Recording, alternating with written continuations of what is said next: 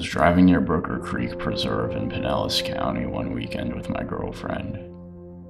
We were driving down this dirt road that ran straight through the marsh.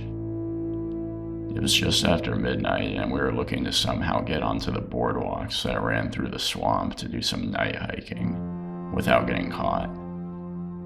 We were pretty certain this place didn't have any kind of security, but we were planning on being extra careful about how we would get onto the trails.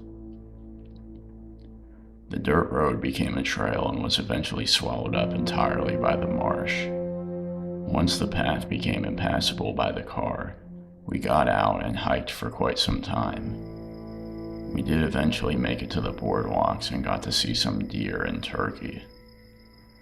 While we were on the boardwalks, I swore I kept hearing rustling from within the vegetation.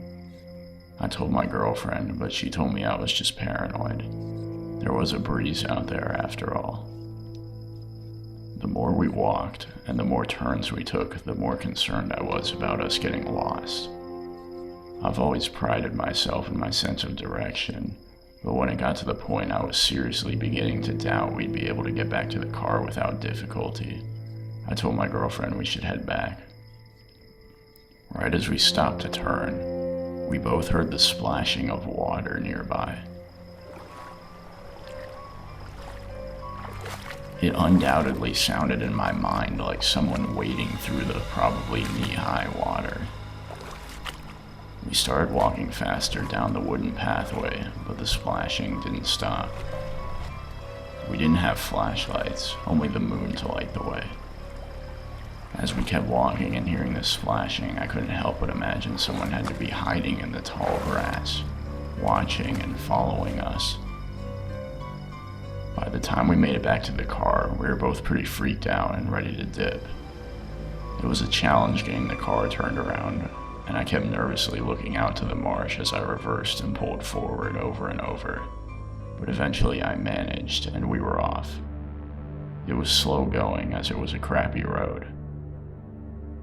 Suddenly we came to a fork in the path that hadn't been visible coming the other way. Neither of us had any idea whether to go right or left, so I picked randomly, hoping that both would end up taking us back to the main road. As we rounded a curve in the road, our headlights fell upon a man dragging a large hockey duffel bag off the trail and towards the woods. As soon as our headlights hit him, he just froze completely. My girlfriend and I didn't say a word to each other until we were well past him, at which point we were both like, what the fuck was that? And then the road just ended. Just like where we had stopped the first time, the forest had completely swallowed up this part of the road. We were gonna have to turn around and drive by that man with the human-sized duffel bag again. I told my girlfriend to buckle up and hold on tight, because at the first sign of trouble, I was gunning it. I slowed as we approached the spot where the man was, and he was nowhere to be seen. I was about to breathe a sigh of relief when my girlfriend let out a gasp. I looked at her and asked what's wrong, and she just covered her chest with one hand and pointed with the other.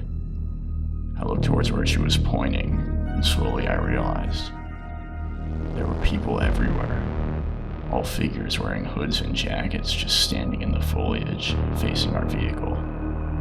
I stepped on it, trying to get us out of there as fast as I could without sending my Jeep soaring off the road. As far as I can tell, we weren't followed. Relying on pure memory, I was able to get us back on the main road, and we got the hell out of there. We contemplated reporting it, but decided not to, since we weren't supposed to be out there at that hour either. The weirdest thing about it was there couldn't have been a vehicle anywhere near those guys for 30 miles in either direction. We would have seen it if there had been. We had been up and down that entire trail, and there just wasn't anywhere to pull off the road and park. Not to mention, what the hell could have been in that bag that guy was dragging? This was by far the scariest night of my life.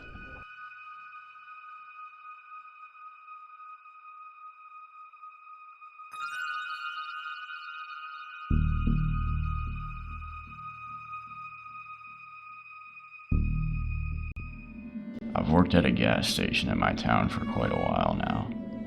Being in the country, I've had my fair share of encounters with weirdos. This story is on a whole different caliber, however, as I can't just refer to it as an encounter with a weirdo. So one night I was working a midnight to 5 a.m. shift. The counter was right beside the doors, so if I turned my head, I could see all the pumps. The road was a fairly busy one, but being it was already a rather quiet and rural area, very few people would actually stop by during the night, which is why I prefer night shifts. My shift went smoothly with only one guy coming in to get a tall boy by the time 1 a.m. rolled around. I just happened to be looking out the window to my right when I noticed a car with no lights on slowly emerge from the fog and pull in. I perked up and watched as it very slowly rolled past the pumps and came towards the store. It was some very old gray sedan.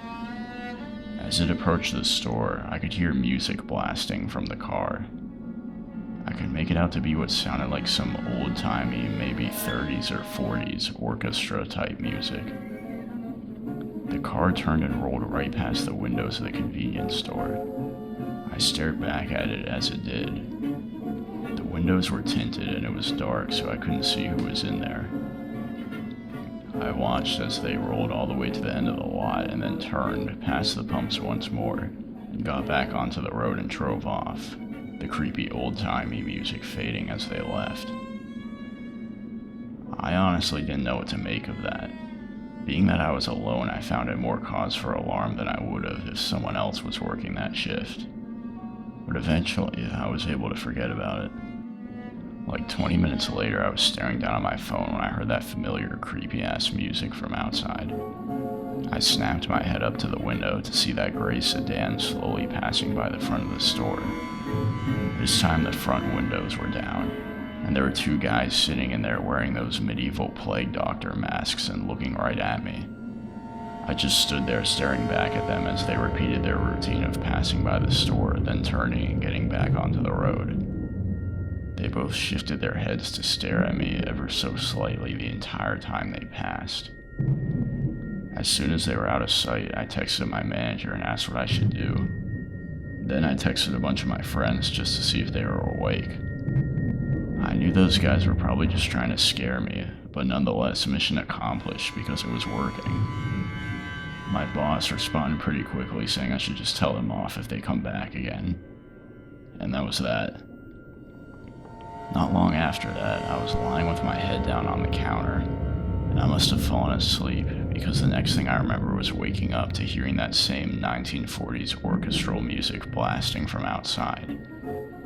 I turned to the window and literally felt my heart stop when I saw the sedan right in front of the store, engine running, with the driver and passenger doors wide open. There was no one inside, though. I quickly called my boss while staring at the car, and he picked up on like the fourth ring. As I was frantically explaining the situation to him, I paused as I heard another sound from inside the store. It was the sound of a man humming along to the song playing outside. I looked down the aisle it was coming from, and looming at me from the end of the aisle were those two guys in the plague doctor costumes, just standing stiff and facing me. I made a run for it. I ran screaming into the phone all the way to my car, and my boss said he was calling the cops. I peeled out of there and drove about 3 blocks down. From there, I just went straight home. Later that night, my boss texted me and said shockingly nothing was stolen. It was like those guys were never there. Even if it was all just a stupid prank, I made sure that was my last night shift after that.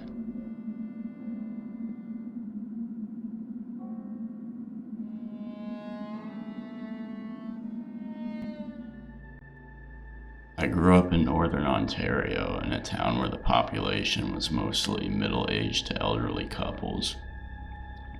My good friend Hank lived down the street, and we would spend a lot of time outdoors together. We loved walking along the old logging roads that ran through the forest, which were all no longer in use, and we would never see anyone traveling them. The older we got, however, the less excited we got about spending hours walking along the old logging roads.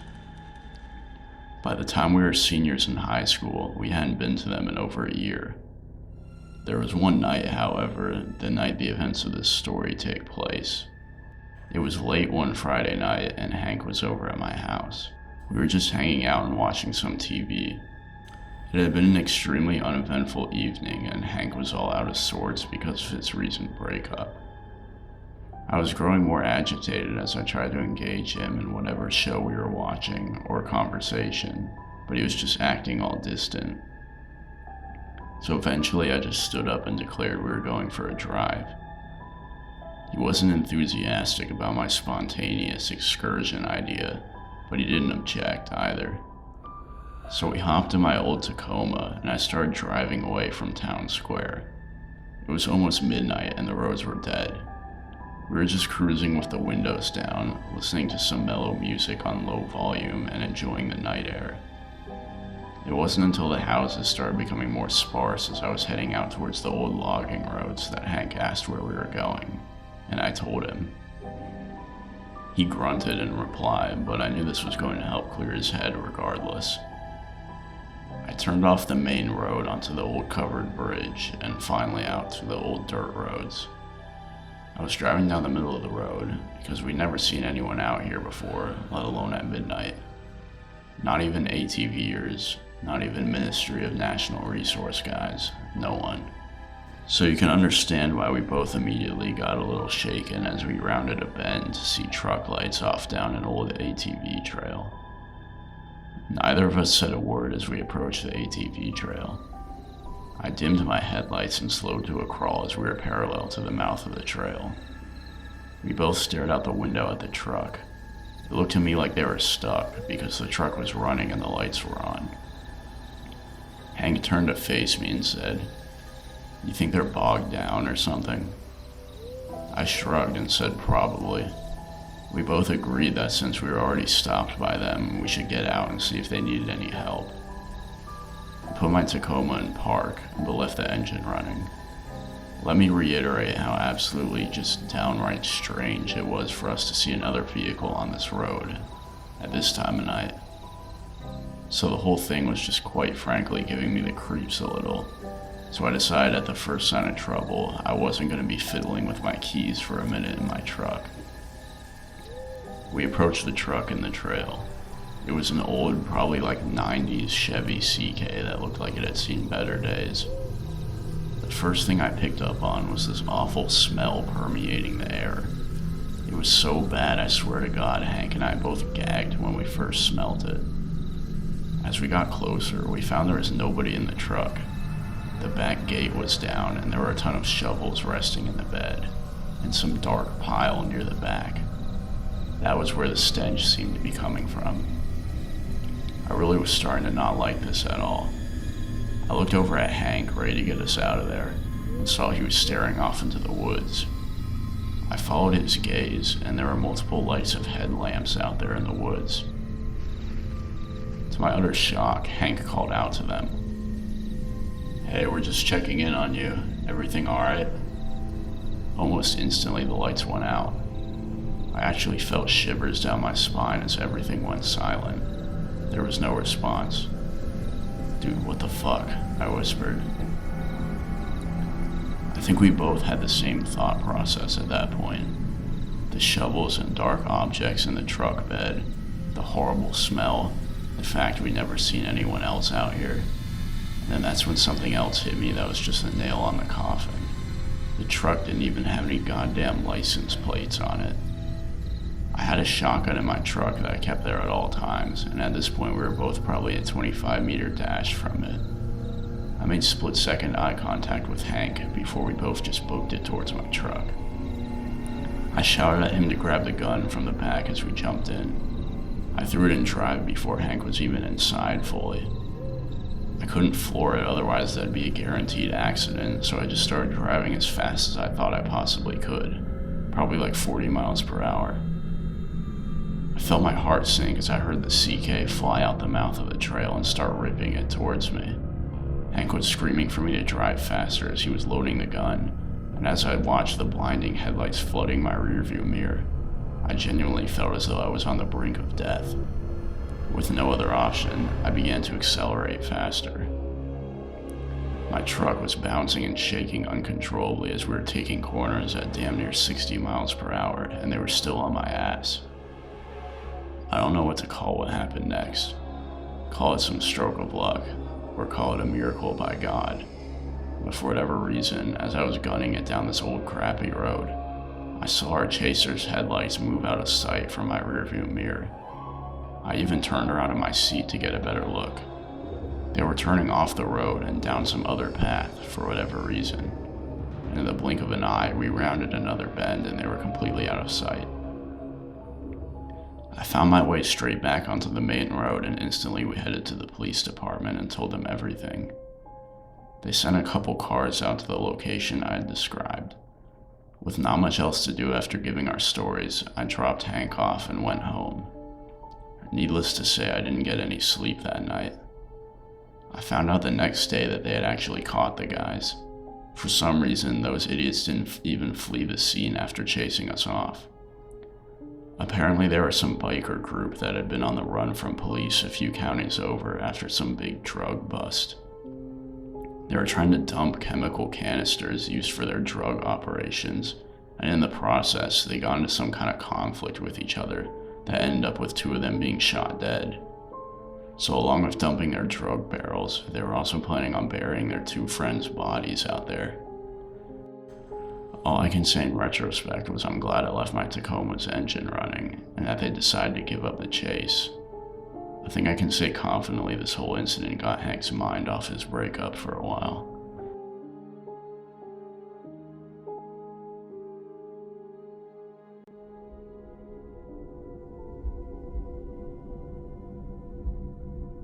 My name is Alex, and this happened when I was in my freshman year of college. I used to smoke a lot of weed at that time. I smoked so much that all the weed I had access to began to become bland and boring to me. This one girl named Madison I didn't know too well but had mutual friends with told me one day in class she was having the same problems with weed until she met this one plug who grew his own stuff. She said his stuff really hit different and it wasn't sketchy or laced with something or anything like that, she claimed. So she gave me his Snapchat and I figured I'd hit him up later on. That same night, I arrived back at my dorm late after making a quick trip to the nearby town to buy some toiletries. It was like 4 in the morning. As I was entering my building, someone came out of the bushes next to the door. It was some guy I had never seen before.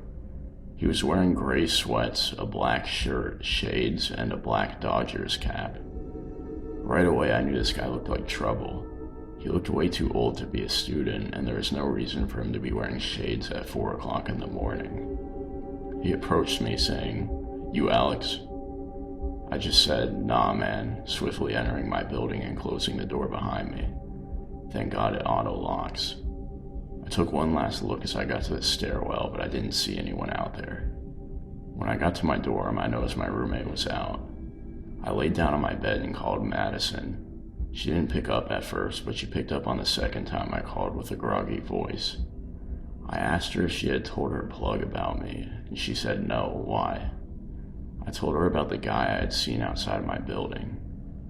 After describing him, she said that did sound like it was him, but she didn't know how he could have known where I live, or known my name. I hung up the phone, and that's when I remembered something. I had my location turned on for everyone to see on Snapchat. And I guess he had added me back at some point during the day and I hadn't noticed it. Just then I got a knock at my door. I looked through the peephole and there was that guy standing out in the hallway. How the hell did he get into the building?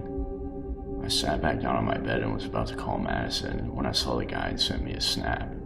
I don't know why, but I opened it. He sent me 2 pictures. The first was of outside my door. The caption read, "I know you're in there, Alex." The next was a picture of a pocket knife in his left hand. The caption was, "Open up, bitch." I decided I was calling campus police. As I explained the situation, he started banging on the door loudly while saying, "Open the door, buddy. I just want to smoke some weed." I yelled that I was calling the cops, and the noises stopped.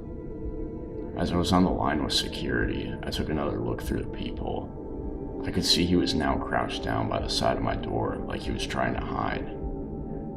I sat back down on my bed and stayed on the line with security. 5 minutes later, I got a knock at the door, and this time it was campus police. They told me they didn't see anyone in or around the building when they came in. The whole situation ended up being escalated to the proper authorities. Surveillance footage of the guy was obtained and forwarded to the authorities, but I don't think they ever caught him. It turned out that he had entered through an open window that was near the back of the building in a storage room. I noticed he deleted me off of Snapchat after that.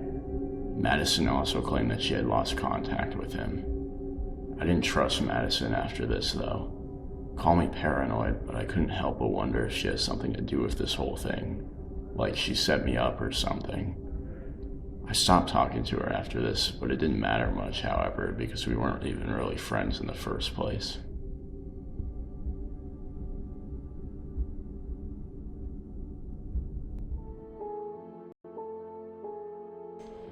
Being a teenager in an extremely small rural town had its ups and downs. There were a lot of cool spots to hang out since we were pretty deep into the countryside, but the downside was we were at a time in our lives where we had pretty much exhausted every spot in our little town.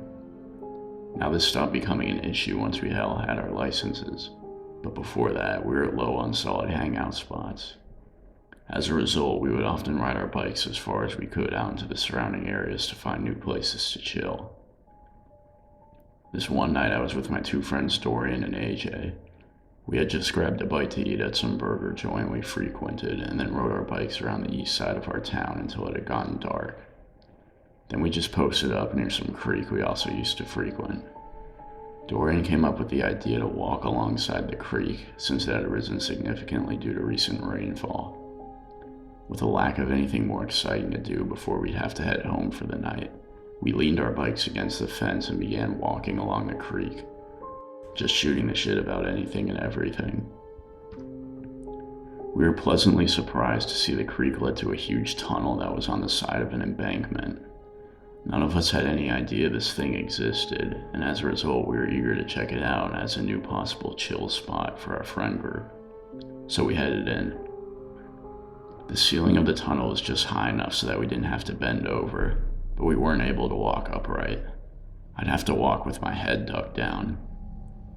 The farther we walked in, the more windy the tunnel got.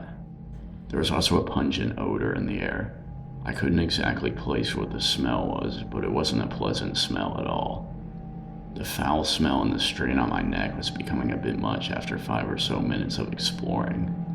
I was about to ask my friends to turn around when AJ swiftly told us to stop. We came to a halt. In the distance ahead of us, we heard the subtle pitter-patter of footsteps echo through the tunnel. We all looked at each other, fear in our eyes. AJ continued towards the sounds. I looked at Dorian and considered turning around, but I don't think either of us thought it was right to leave AJ alone. So we followed him. Finally, we rounded a corner and the horrible smell surged. I heard the sound of flies, and I finally realized what the smell was. It smelled like rotting meat down there. AJ gasped and stepped backwards to align himself with us. In front of us, in the middle of the tunnel, was a dead deer. It had a huge gash on its stomach, and innards were spilled out onto the floor, staining the concrete. AJ doubled over and began to dry heave on the spot. Then we heard whispering from somewhere in the dark. Dorian moved his flashlight to the side of the corpse, where it fell upon a man standing towards the wall with his head down. He was wearing a bright green t-shirt stained with what I assumed was blood, and ripped beige shorts. He was barefoot and his feet seemed damaged. He was jerking sporadically and mumbling something without looking up, even as the flashlight washed over him. We stared in shock for a few seconds before he began to move. He looked up at us with this haunting grin and said, "You guys here for the feast?" We turned around and bolted. I ended up behind my friends as we were running out of there.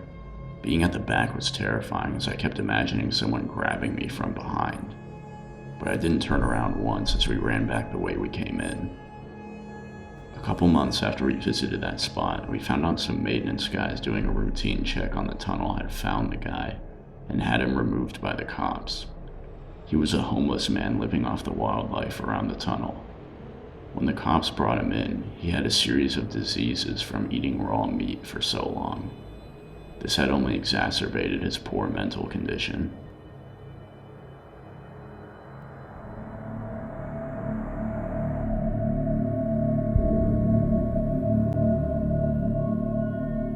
I had taken my brand new Ford Bronco I just bought 2 days prior out to Alpine County for some off-roading. I was traveling solo. After a day of hitting some of the good trails near Bear Valley, I pulled into a dirt lot that was at the mouth of one such trail to grab some shut-eye. The type of Bronco I have is a Badlands, and I had just installed a best top, which I left open so I could lay on my back and stargaze while sleeping. I set an alarm for 5 a.m. since I had to make it home before work, then reclined my seat back, threw on a blanket, and drifted off to sleep.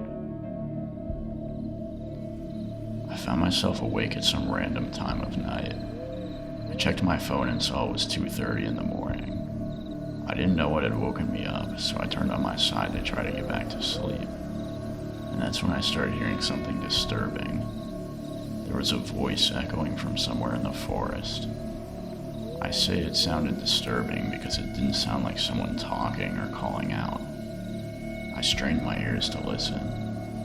It was undoubtedly the voice of a group of men, a lot of them. They were all saying something in unison.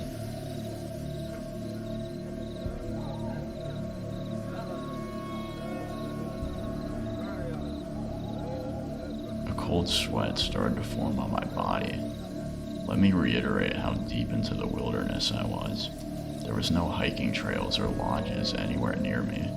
There's no way a group of hikers could have just been out there without a flashlight. I just sat there praying they would go away, but the voices only got louder.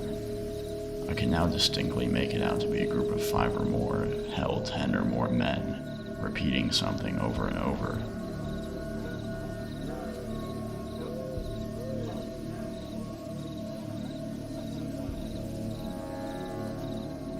It almost sounded like they were chanting. It sounded like they were now somewhere in the lot. There's no way they wouldn't notice my vehicle. I lay there too afraid to move a muscle. The fact I didn't have a roof made me just feel all the more exposed. I knew it was way too dark for them to see through my windows, so I was hoping they'd just move on. Just as suddenly as they had started, the voices stopped. Now the only sounds were the forest. Then I felt my heart leap into my throat as the sound of metal scraping metal erupted from right outside my vehicle.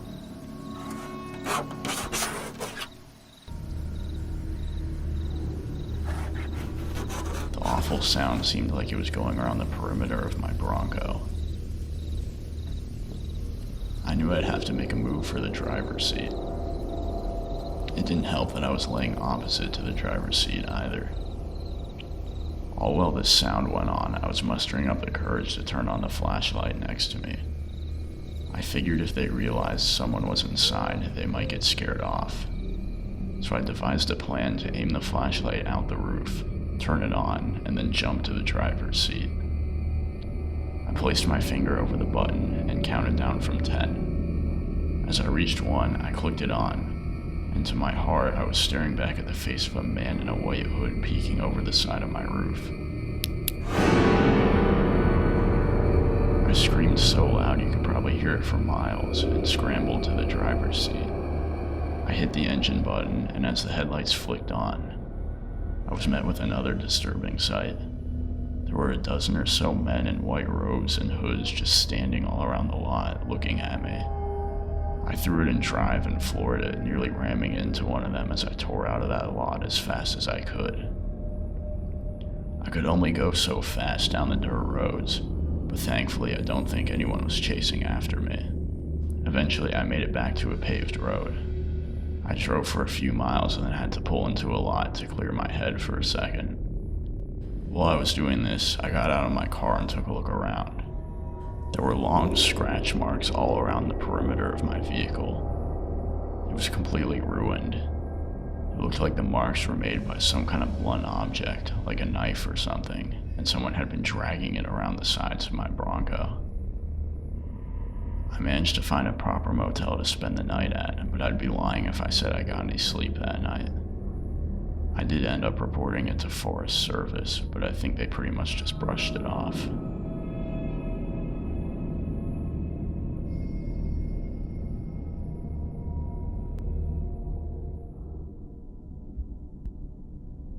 I was majoring in forestry at Purdue University. The weeks leading up to spring break were hell. I had come down with mono and had missed almost 3 weeks worth of classes. So on a Friday evening the week before spring break, instead of hitting the local bars with my friends, I was out in the woods alongside the Wabash River determining property lines for an assignment I had missed. To be fair, my professor had offered to come along with me if I had waited another few days, but I wanted to get it done ASAP.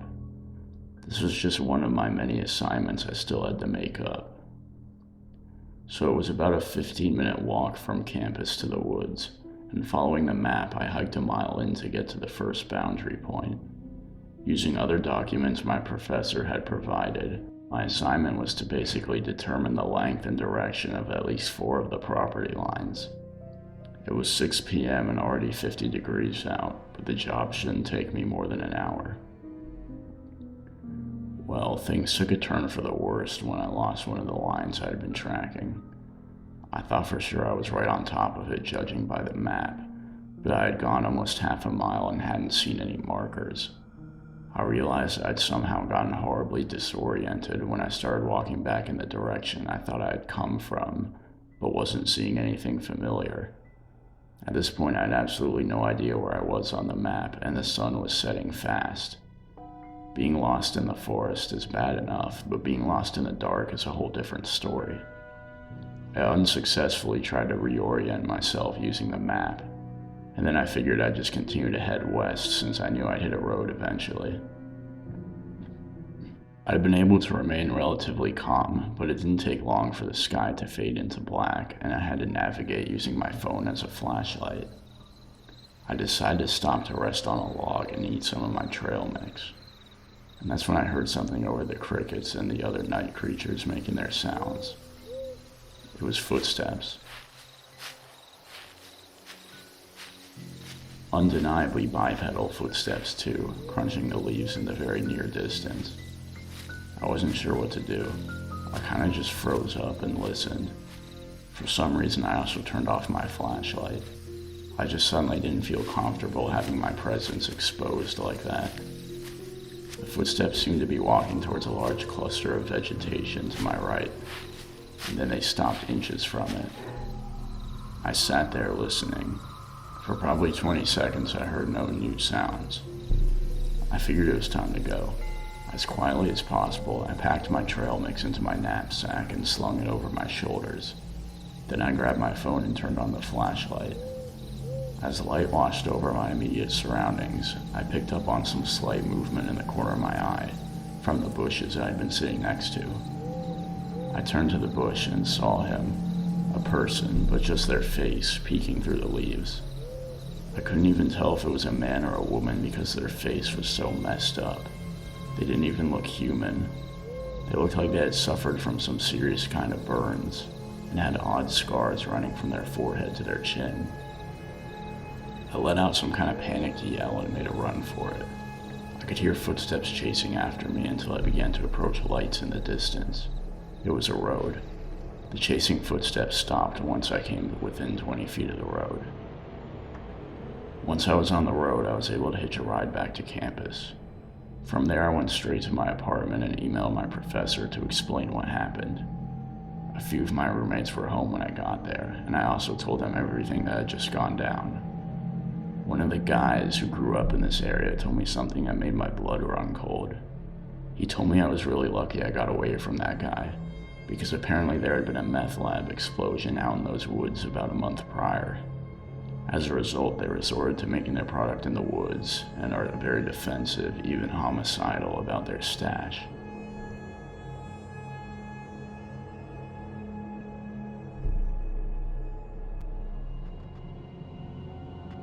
For this story, my name will be Elijah. This happened to me last year on a cold night in February. I still get chills and feel sick when I think about it. Me and my then girlfriend, whose name I'll keep private, used to go on drives during the night a lot after our dates. There was something about just going straight home after a date that didn't appeal to us.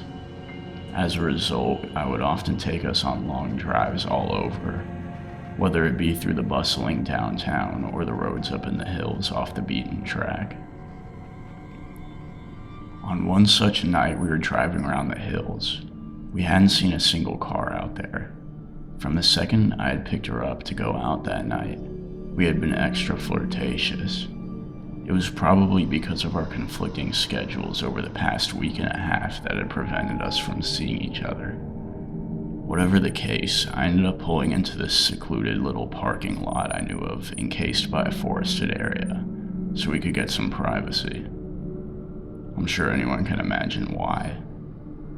We parked, reclined the seats, and got to doing our thing. While we were doing our thing, my phone kept buzzing in my pocket. The fifth or sixth time it happened within 20 seconds, I got so annoyed I took it out and tossed it to the passenger seat. I kept hearing it go off, but I didn't let it distract me. At some point, we took a break to fix our hair. I was on top of her in the passenger seat, and as I sat up, I remember sensing some movement to my right.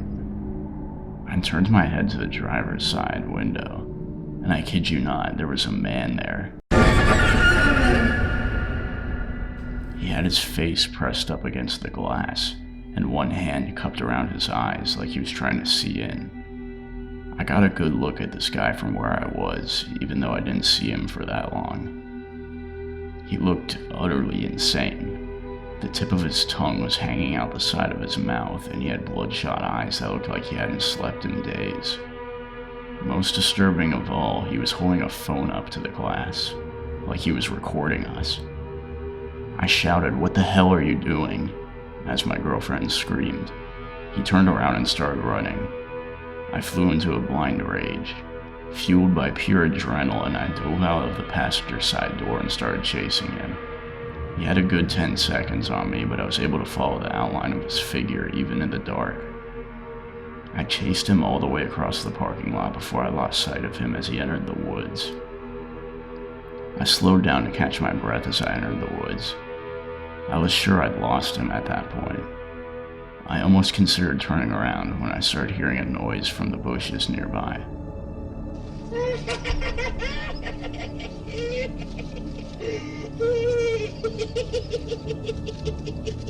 It was laughter. Not a silly kind of laughter. It sounded like the laughter of a downright insane man. I pushed through some of the bushes towards the laughter, and there he was. The guy was just standing there stiff, facing me. I noticed his clothes were completely coated in dirt and mud. He was just staring straight at me, grinning ear to ear and laughing. Words can't even describe how crazy his laughter sounded. It sounded like he was choking, not laughing. Seeing him staring at me like that honestly made me lose any ounce of confidence that might have remained in my body. I turned around and started walking away with haste. Then came the scream. He screamed so loud, I swear the crickets stopped making their noises. And with that, I broke into a sprint. I came running out of the woods and into the parking lot, screaming at my girlfriend to pull the seats back up. I jumped in, started it, and floored it out of there. And as we were pulling out, there he fucking was, just standing by the tree line with his mouth hanging open and watching us drive out. I gave him the finger, but it didn't seem to faze him at all. That was when my girlfriend showed me what was on my phone. It was over a dozen airdrops from a random number. They were all pictures of me and my girlfriend in my car, taken from different angles around the car. This guy, who must have been living in the woods or something, approached our car and took 15 pictures of me and my girlfriend having sex. I felt awful. I felt completely violated. Police were contacted, but nothing ever became of it. I haven't been back to that area since. The worst part of all of this is knowing that guy is still out there, and presumably still has those pictures of me and my girlfriend on his phone.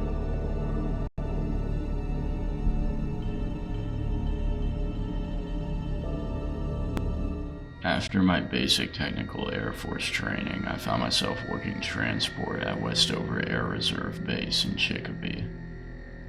About 2 months into working transport, I got shifted to night duty for whatever reason. I didn't really question it or get upset about it, that's just the way I've always been. One night in August, I was driving a couple parts from a warehouse about 2 miles from base in my F-350 with my coworker. I'll call him Jay for the purpose of this story. I still remember it was exactly 3:15 in the morning because I had actually been checking the time on my dash since I was supposed to have the parts at the plane cargo area by 3:25 at the latest.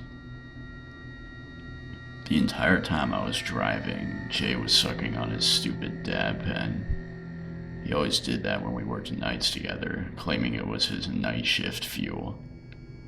At some point he started whining about having to take a leak. I growled at him to hold it over and over, but his inebriated fit was really getting to me. Eventually I gave in and pulled to the side of the road and let him out of the truck, because I was literally about to strangle him if I didn't. At this point, we were still 10 minutes from base in a heavily forested area.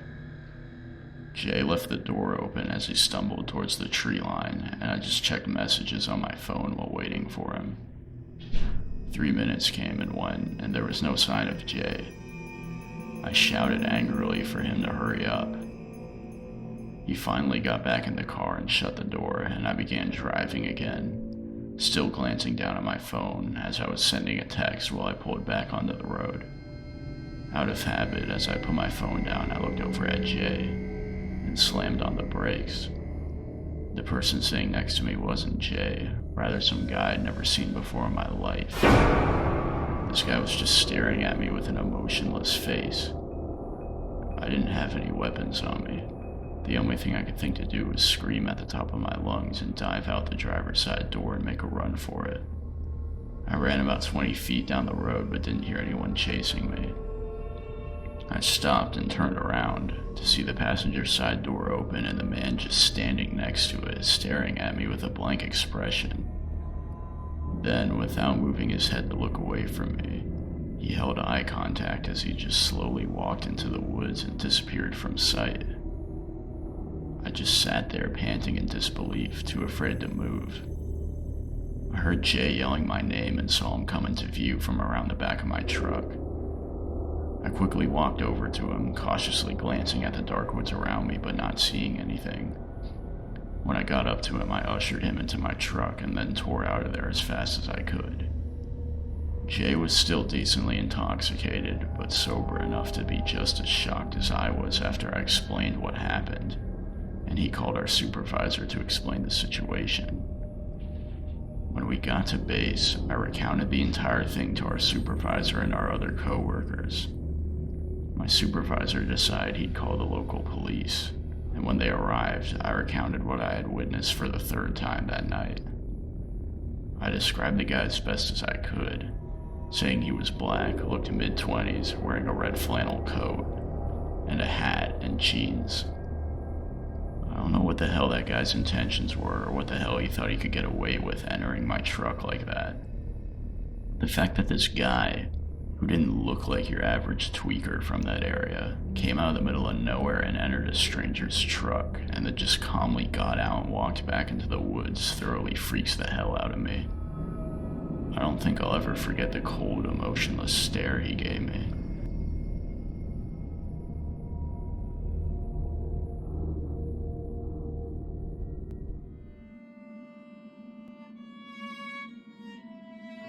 When I was 12 years old, my parents sent me to my first sleepaway camp. I wasn't the most outgoing kid, so I was pretty nervous. Therefore, my mom managed to pull a couple strings and set me up in a cabin with my friend Tom, who was also going.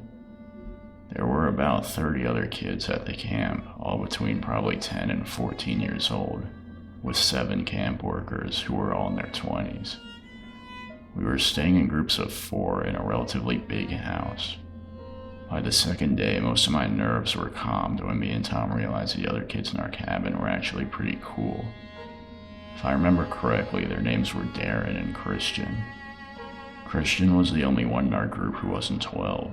He was 13, so obviously he automatically assumed control over us. At the time, I probably thought he was the coolest kid ever, but looking back now, he was definitely trouble. The second night of camp, we were all staying up late in the big cabin, just taking turns on Christian's Nintendo DS. He had snuck that, along with a bunch of candy, into the cabin, which none of us were supposed to have. The windows were all open, as there was no AC in the cabin and we had to open them or else we'd fry in there with it being the middle of the summer. I began to hear someone walking through the leaves outside the cabin. I thought for sure it was a camp worker, so I told them to hide the DS. Christian threw it under his pillow and we all jumped into bed, pretending to be asleep. The footsteps came up the stairs and onto the deck. Then it sounded like they paced back and forth in front of the cabin door. This went on for a good 2 minutes before the footsteps went back down the stairs. I listened to them as they faded off towards the woods. That was odd, as I didn't understand why they would be walking out into the woods as opposed towards the other cabins. Ours was the last in the row of cabins bordering the woods. We went back to playing on the DS, and nothing else weird happened that night. The next night, we were once again staying up past curfew to play on Christian's DS. And once again, we all heard the footsteps in the leaves outside approaching the cabin. I jumped into bed as they repeated their routine of going up the stairs and stopping in front of the door for a couple minutes, and then going back down the steps and heading around the left side of the cabin towards the woods. Once again, Christian got out the DS after we were sure whoever it was gone, but this time we were all too freaked out to continue playing.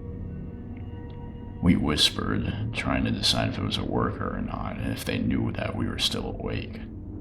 Christian seemed convinced, or at least seemed like he was trying to convince himself, that it was a kid from a different cabin trying to scare us. The cabins really weren't spaced that far apart, and they all had their windows open, so it was a possibility for other cabins to know that we were still awake. Darren had to use the bathroom after that. Tom and I told him not to go, but Christian volunteered to go with him. Not long after, they came back looking freaked out. They told us to come take a look at something. We followed them outside to a low-hanging branch near the side of the cabin that was covered in what looked like strands of long black hair. We started semi-panicking as the idea of a bear or some other predatory animal stalking us was tossed around. We all calmed down a bit after we agreed to go back inside and close all the windows. I didn't get much sleep that night, needless to say. We didn't stay up late the next night or the night after that, and none of us, as far as I know, woke up and heard the footsteps. Thursday night, the second to last night of camp, came. That night, Christian wanted to stay up late again. I didn't want to, and I honestly don't think Tom wanted to either. But with Darren being Christian's yes man and Tom eventually agreeing, of course I had to agree as well. The thought of those footsteps returning was on my mind the whole time we played on the DS, and eventually, with all the windows open, we heard them outside again. Like clockwork, we all jumped into bed and listened as they came up the steps and stopped by the door. But this time, they continued walking down the right side of the deck. The first bunk on the right side of the cabin was left empty. Then there was the window, and then there was me and Tom's bunk, with me on the top and Tom under me. I flipped to my side to face Christian and Darren on the other side of the cabin, terrified as I knew this person was about to walk past the open window. The footsteps came right up to the window and stopped. All was silent for about 20 seconds. I almost turned my head to look when the sound of Tom's blood-curdling scream rang out, sending a shockwave through my whole body.